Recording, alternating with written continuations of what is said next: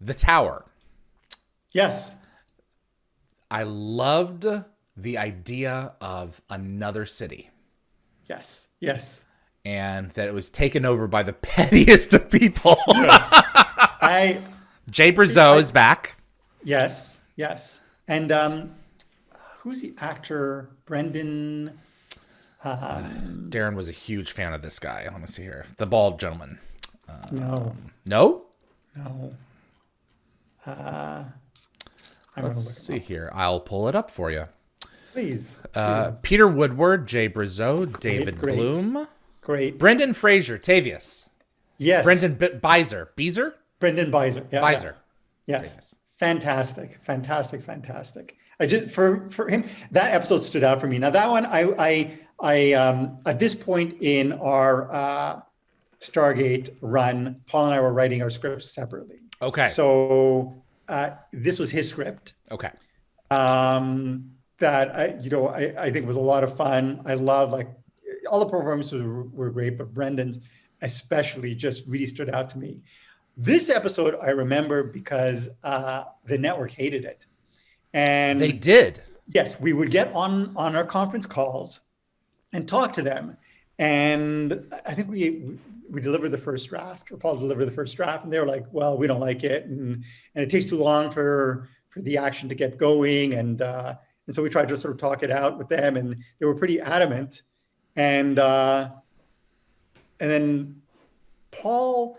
It's funny because when we used to be on conference calls and the network would give us notes, I was always the one who'd be like, I don't know if we can do that. Whereas Paul would always be like, oh yeah, we can do that. We can, yeah, no problem, no problem. And then when we sit down to do the rewrite, he'd be like, I don't think we can do this.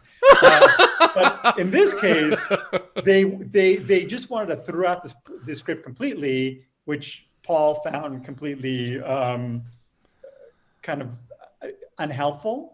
So, and he's like, well, what, and in situations like that, you always, if the notes are, I hate to say, but not constructive, you look for the spirit of the note. What is it they're bumping up against? So he's trying to find that out.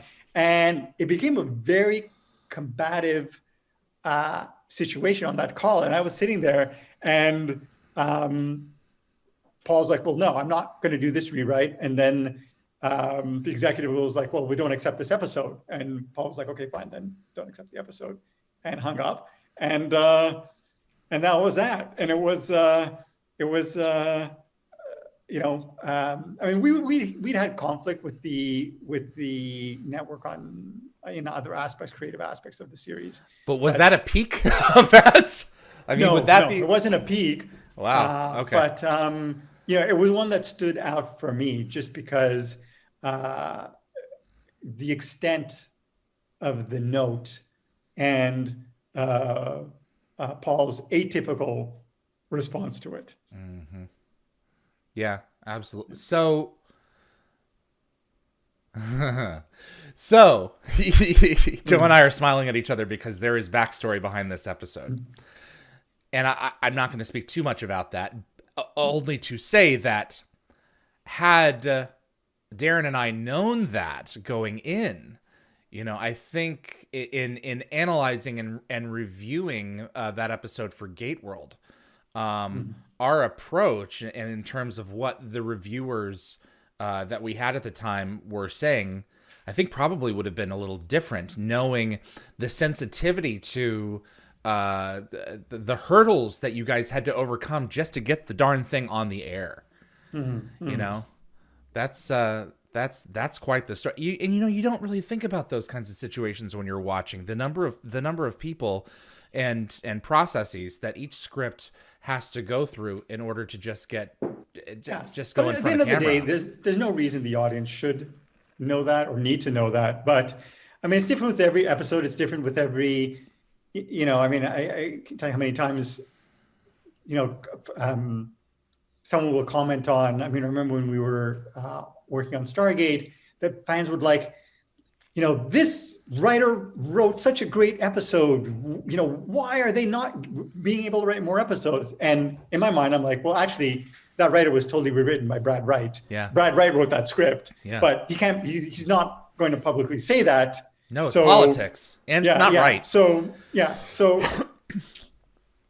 Interesting. Yeah, no, it's having said all that, was there out of genuine curiosity, was there any script that ever came along that the network said, leave it as it is, we love it, or was it a group of people or a body that always just had to justify their existence? I never recall an episode where they said good job. Jeez. I will have to Wow. say though, on the flip side, we had Charlie Cohen at MGM as a vice president of, and he was a Stargate fan, but always an overall science fiction fan as well. And he was our biggest supporter, obviously within MGM, but he genuinely loved the show. He genuinely loved the characters, and he would always let us know. Which I got to tell you, having been in this industry for so long, it's so rare for that to happen. I mean, it does happen, but it's rare. What would he let you know? I mean, just I love this episode, Okay. or this is great. I mean, even after Stargate ended, he would drop me an email out of the blue, and he's like, "I'm watching Dark Matter. I love Dark Matter. Melissa's great as too." And he's like I said, just a very genuine sci-fi fan, He just a is. good guy, and a great executive. He A great, is. great, great. I would suspect. I've had the privilege of meeting him a couple of times, and just a standout guy. I'm hoping to get him on the show. You know, Oh, that would be great. absolutely. Season 2 ends with Allies, which, you know what? Let me back up. Before we get there. There's a whole list of episodes that I'd love to get your thoughts on. All right. We brought Ford back, and really, if Rainbow's in the room, he would probably say that, and he has said before that he got to act this season. He really found something for him to chew on that worked. How did you feel about the return of that character and the Wraith enzyme, and giving that character really his due this season? Look, I mean, every time you turn a character dark side, That's true. he or she becomes infinitely more interesting, and the actor portraying them loves it. So, I mean, I agree. I found the Ford character a lot more interesting in this season. Just because I mean, obviously because he went dark side, but also, created that kind of very unique storyline for him that really set him apart. And as Rainbow said, he really, sunk his teeth into the role and that turn in the character. Thanks for watching this clip from Dial the Gate. If you enjoyed the video, give us a thumbs up. It's our goal to share a new Stargate story every day while we're on break. Please feel free to subscribe to future episodes here on YouTube. And if you have Stargate friends who might like this clip, let them know about us. Be sure to visit dialthegate.com to view the complete archive, as well as transcripts from past interviews. I'll see you on the other side.